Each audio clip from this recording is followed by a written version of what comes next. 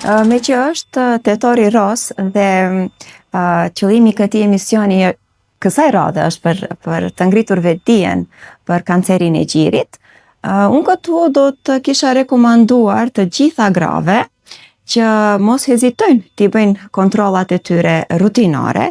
Në radhë të parë ta bëjnë vetë kontrollin e gjirit çdo muaj prej ditës së 3 deri në ditën e 7 të ciklit menstrual. Pastaj në moshën 35 vjeçare ta bëjnë mamografinë e parë dhe të vazhdojnë me ehon e gjirit prej kësaj moshe, varësisht si do t'ju thot rentgenologu i tyre. Gratë të cilat kanë rrezik më të lartë për t'u paraqit kanceri i gjirit dhe në këtë grup bëjnë pjesë ato gra që në familjen e tyre kanë ndonjë antare që është e prekur nga kanceri i gjirit.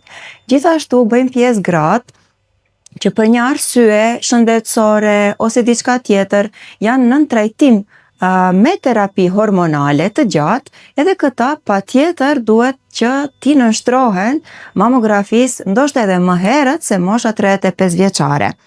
Mos të presin derisa të paraqitet ndryshimi në gji dhe atëherë ta bëjnë kontrollën e parë, sepse te kanceri i gjirit shumë është me rëndësi fal shikimeve preventive, mamografisë dhe ehos së gjirit, të gjendet sëmundja atëherë kur nuk ka dhënë fare shenja.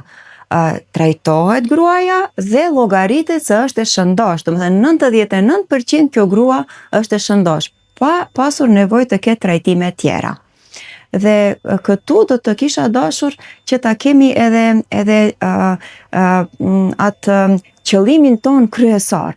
Domethënë të mos na vinë më gra me karcinoma në faza të avancuara, domethënë.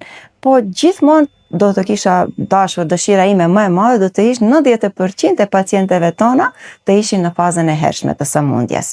Dhe sikur të arrijm këtë mesazh, atëherë mendoj se qëllimi ynë do të ishte i arritur.